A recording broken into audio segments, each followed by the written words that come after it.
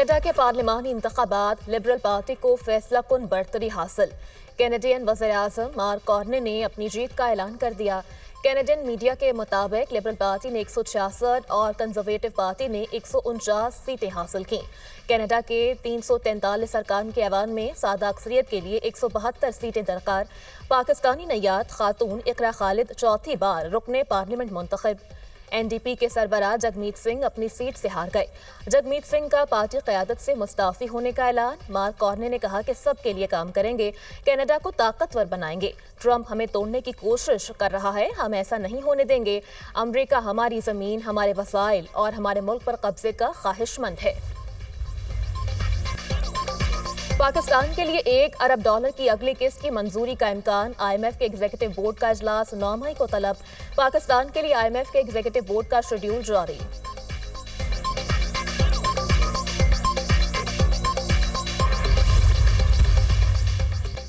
زیارت کے علاقے سنجاوی میں سی ٹی ڈی اور سیکورٹی فورسز کی خفیہ اطلاع پر کارروائی۔ فائرنگ کے تبادلے میں 7 دہشت گرد ہلاک، گولہ بارود اور اسلحہ برآمد۔ مارے گئے دہشت گردوں کا تعلق کالعدم تنظیم BLA سے ہے۔ دہشت گرد متعدد وارداتوں میں ملوث تھے، سی ٹی ڈی حکام۔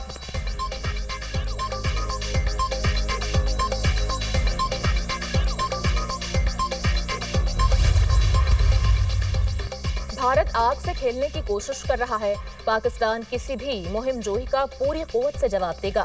وزیر داخلہ محسن نقوی کی مولانا فضل الرحمان سے ملاقات۔ بھارت کے غیر منطقی اور یک طرفہ اقدامات پر پاکستان کے اصولی موقف اور نیشنل سیکورٹی کمیٹی کے فیصلوں پر اعتماد میں لیا۔ مولانا فضل الرحمان نے کہا، مودی مسلمان دشمن ہے۔ اسلام اور مسلمان کے مقابلے میں جہاں کوئی محاذ ملے گا، مودی وہاں کھڑا ہو جائے گا۔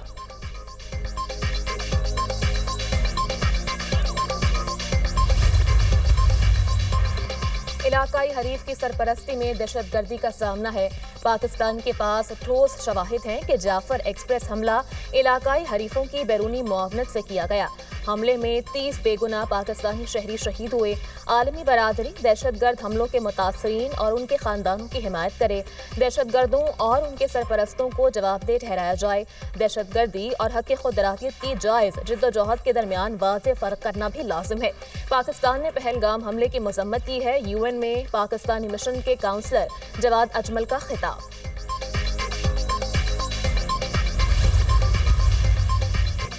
پاک بھارت کشیدگی، وزیر خارجہ اسحاق ڈار کا متعدد ممالک کے وزرائے خارجہ سے رابطہ۔ خطے کی صورتحال اور باہمی دلچسپی کے امور پر تبادلہ خیال۔ ترجمان دفتر خارجہ کے مطابق اسحاق ڈار نے بھارت کے الزامات اور اشتعال انگیز یک طرفہ اقدامات سے آگاہ کیا۔ نیشنل سیکورٹی کمیٹی کے اجلاس کے فیصلوں پر بریفنگ۔ اسحاق ڈار کا برطانیہ، چین، سعودی عرب اور ترکیہ کے وزیر خارجہ سے رابطہ۔ ایران، مصر، قطر اور آذربائیجان کے وزرائے خارجہ کو بھی اعتماد میں لیا۔ متحدہ عرب امارات کا مذاکرات کے ذریعے تنازعات کے حل پر زور۔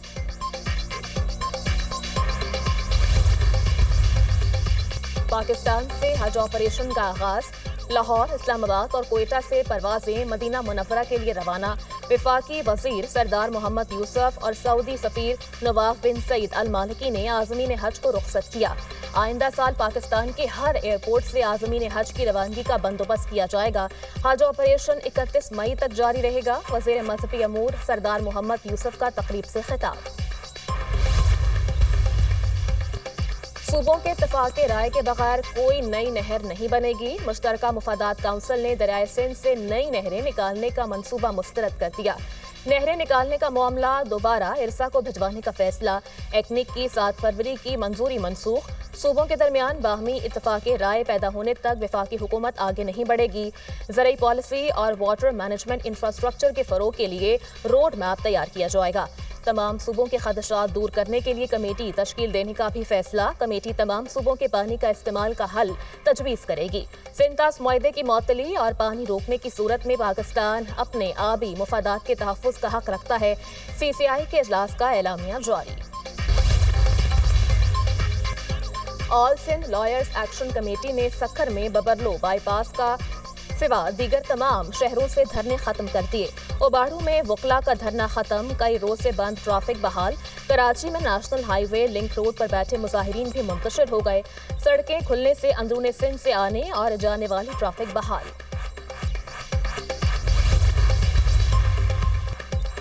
کشیدگی میں کمی کے لیے پاکستان بھارت کے لیے قابل قبول کسی بھی اقدام کی حمایت کریں گے. ہر اس اقدام کی حمایت کریں گے جس سے پاک بھارت تناؤ میں کمی. بات چیت دوبارہ شروع ہو. UN کے سیکرٹری جنرل اینٹونیو گوترس کا پاک بھارت کشیدگی پر رد عمل. کہا کشیدگی روکنے کے لیے دونوں ممالک تحمل سے کام لیں. مشکل ترین مسائل بھی بات چیت سے حل کیے جا سکتے ہیں.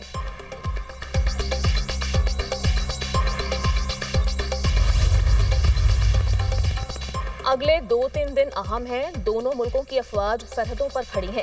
جنگ چھڑ جانے کی بات نہیں کی لیکن خطرہ موجود ہے. کسی بھی قسم کی جارحیت کا جواب دینے کے لیے تیار ہیں. جنگ مسلط کی گئی تو بھرپور جواب دیں گے.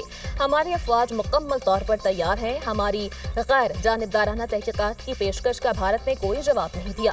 بھارت کے الزامات میں کوئی صداقت نہیں. وزیر دفاع خواجہ آصف کی نجی ٹی وی سے گفتگو. پنجاب کے بڑے شہروں میں مرحلہ وار تعمیر و مرمت اور بحالی کے پروجیکٹس کی اصولی منظوری. پہلے مرحلے میں 59 بڑے شہروں میں سیوریج اینڈ ڈرینیج انفراسٹرکچر تعمیر ہوگا. شہروں میں بارش کے پانی کی فوری نکاسی کے لیے رین واٹر سٹوریج ٹینک بنائے جائیں گے. وزیر اعلیٰ پنجاب مریم نواز شریف کی زیر صدارت خصوصی اجلاس. نئے پروجیکٹس پر بریفنگ. مریم نواز نے کہا ستھرا پنجاب پروگرام کامیابی سے جاری ہے.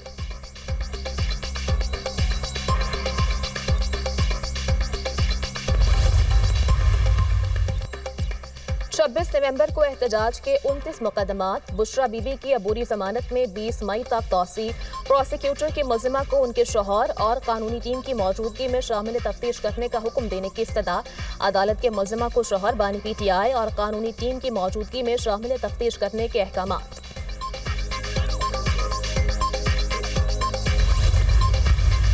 گرینڈ ہیلتھ الائنس کی جانب سے چیئرنگ کراس پر دھرنے کا معاملہ. پولیس کی بھاری نفری نے مظاہرین کو منتشر کر دیا. کلیئرنس آپریشن کے دوران مزاحمت کرنے والے 70 سے زائد مظاہرین کو حراست میں لے لیا گیا. زیر حراست مظاہرین لاہور کے مختلف تھانوں میں منتقل. آپریشن کے بعد مال روڈ کو دونوں اطراف سے کھول دیا گیا. کینیڈا کو اپنی آزادی ترک کر کے امریکہ میں شامل ہو جانا چاہیے. امریکہ کینیڈا کے سالانہ سینکڑوں ارب ڈالر امداد نہیں کر سکتا. جب دونوں ممالک کے درمیان کوئی بارڈر نہیں تھا تصور کریں یہ کتنی شاندار سرزمین ہوگی. امریکی صدر ڈونلڈ ٹرمپ کا ایک بار پھر کینیڈا کو امریکہ کا حصہ بنانے کی خواہش کا اظہار.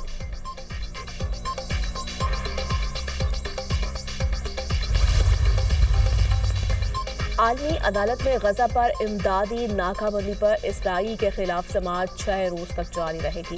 40 ممالک دلائل دیں گے. درجنوں ممالک نے اسرائیل پر بین الاقوامی قوانین کی سنگین خلاف ورزی کا الزام عائد کیا. درخواست میں کہا گیا کہ جنگ بندی کے دوران غزہ کے مظلوم فلسطینیوں کے لیے جمع کیا گیا غذائی ذخیرہ تقریباً ختم ہو چکا.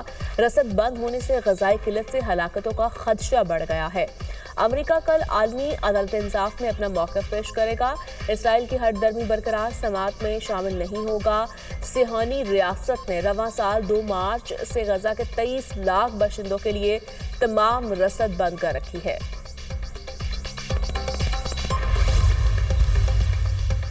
صہیونی فوج کے نہتے فلسطینیوں پر زمینی اور فضائی حملے. ایک روز میں مزید 71 فلسطینی شہید، درجنوں زخمی. اسرائیلی فورسز نے جبالیہ پر حملے میں 18 افراد کو شہید کیا. وسطی غزہ میں صہیونی بمباری سے تباہ شدہ عمارت سے 14 لاشیں نکالی گئی. اسرائیلی جارحیت میں شہداء کی مجموعی تعداد 52,314 تک جا پہنچی. 1,17,792 افراد زخمی ہو چکے. اسرائیلی آبادکاروں کا ایک بار پھر مسجد اقصی کے احاطے پر دھاوا.